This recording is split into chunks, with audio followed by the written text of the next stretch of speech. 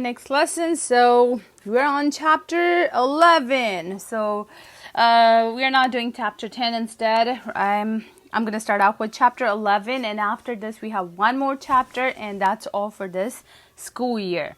All right, so chapter 11, I would say it's pretty simple. Most of the stuff is from the classes you might have, like I would say 8th grade or even before. So like in this chapter, so chapter 11, and we are on 11-1. And hold on, let me check the page number. So we have 810. Page number 810. So this whole chapter is all about finding area and perimeter of different shapes. Polygon, quadrilateral, so all different type of shapes. All right, so let me just put all the equations you needed for this chapter. So let's start off with rectangle. So if I'm finding area, okay, how about if I put area in one column and perimeter on the other one? So let's just say area in this one and perimeter here. Alright, so if it's rectangle, so basically as long as you know both sides, you just have to multiply length times width. That's how we do that. Okay, now think about this. If it's a square, so you know all four sides going to be the same. So basically it's just side times side, or you can just say side square. Either ways is the same thing. Basically the same information but written different way. When it comes to perimeter, so basically you're adding all four sides. There are multiple ways you can look at that. So like let's say, you know, you have two lengths and you're adding to two widths, right? That could be one way to write this equation. Or you can just add length to width and then just times it by 2. That could be another way, which is easier than the first two equations. You could do that. But if it's square, means all four sides are the same. So in order to add all four sides, you could just say 4 times the side length. That would be the perimeter of a square. Okay, that's how we do it for rectangle and square. How about if it's a triangle? Okay, area, so basically triangle is half of a rectangle. So if rectangle has length times width, it's just half of that. So it's going to be 1/2 base times height, which is same as length and width. All right, and perimeter, pretty much you just have to add all three sides. So I'm just gonna say add A side to B to C. Here you go. If you add all three sides, that's how we find perimeter. Now once it becomes, let's say if it's a circle. Okay, circle area is pi. I don't know if you remember, pi is a constant which is equal to 3.14. So it's going to be pi r square. And circumference, we don't call perimeter, it's circumference. So it's going to be 2 pi and r. The only thing you needed for all of these, like both of these equations, is just the radius of that shape. Okay. All right, so let me start off with circles first. So that's pretty simple. Let's say there's a circle with a diameter of 10 meters. And this is circle. Normally, this is a symbol for circle. Circle M. All right. So you have to find area and circumference. In order to find the area, you have to have radius first. But instead, we know diameter of this circle, which is twice as a radius. So first you need to find the radius. So let me pick a different color. So radius going to be half of this number. So radius is 5. Don't forget, if it's diameter, you actually have to take half of that. Area is going to be pi, radius, which is 5, and square. So it's going to be meter square. Why we put square with area? Because basically we're looking at how many perfect squares you have in that shape. So I have 25 pi perfect squares in this circle. All right. When it comes to circumference, just because it's just the distance around the circle, so it's just going to be in normal units. So I would do 2 pi and r is 5, so put it together, 10 pi meter. You can leave your answer in pi, or you can multiply by 3.14, either or, it's fine. Okay, that's how we deal with circles. Okay, now the next example is about rectangle and square. All right. Now, you might gonna think it's pretty simple. We can just find both sides and then we can just use those equations. It's not that simple this time. So let me show you one first example here.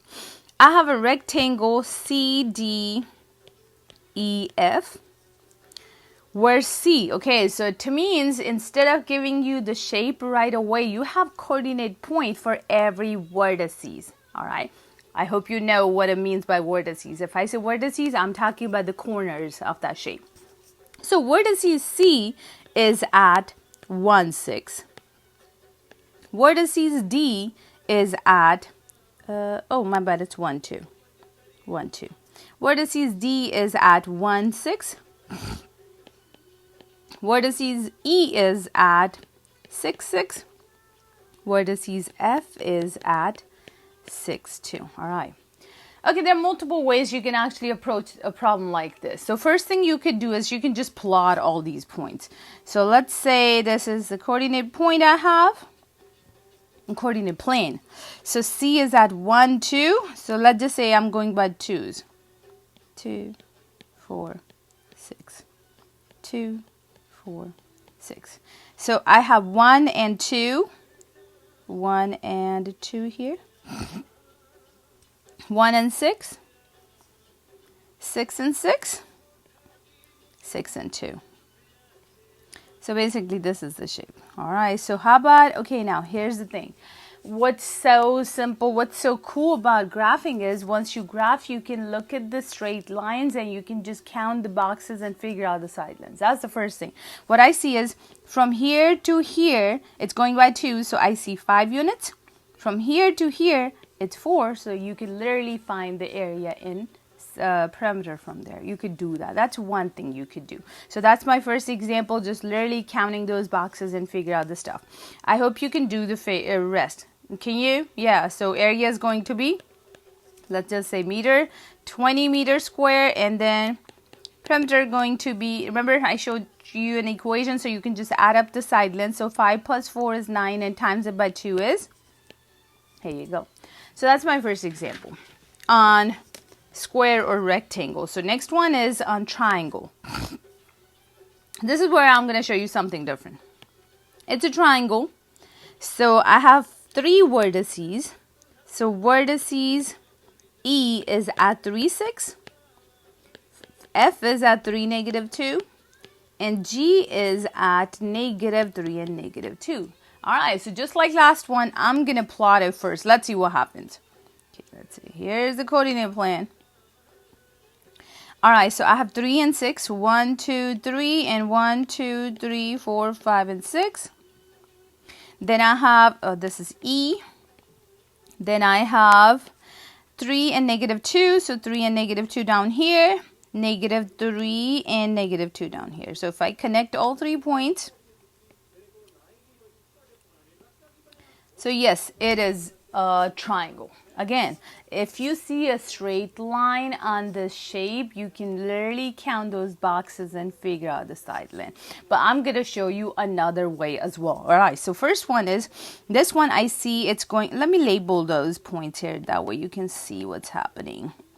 This is 3 and negative 2. This is 3 and 6. Okay, you're going from negative 3 to positive 3. You can literally count those boxes, or I know going from negative 3 to positive 3, I have 6 units in total. Then from here, I'm going from negative 2 all the way to positive 6, which I have 8 units in total. All right. Now, if you look at this side, which is, I would say EG, it's not a straight line. You can't literally count those boxes. So this is where you have to do a different way. 2 different ways I have for something like this. One thing you could do, you can just look at the triangle. It's a right triangle. And I know this side is the hypotenuse of this triangle. So basically, I could just do a squared plus b squared is equal to c squared. So plug everything in. So I would do 6 squared. 8 squared, this is going to be equal to c squared. So 6 squared, 36. 64.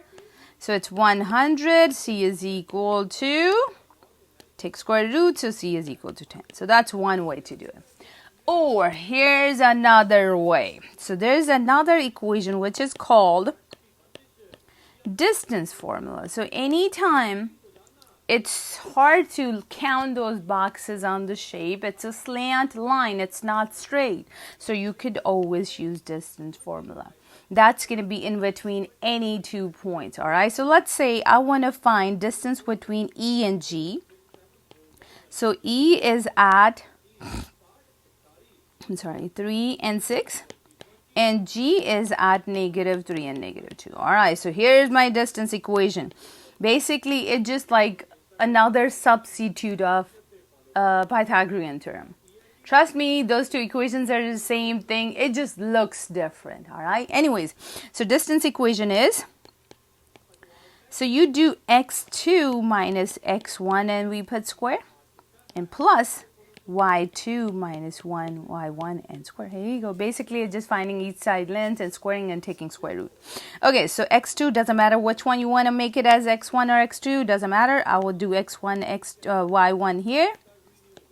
x2 and y2 here. So, all right, x2 minus x1. So, I have -3 minus 3, which is x1. And there's a square plus y2, which is -2 minus 6, and then square. -3 minus 3 is 6. -6 square is 36.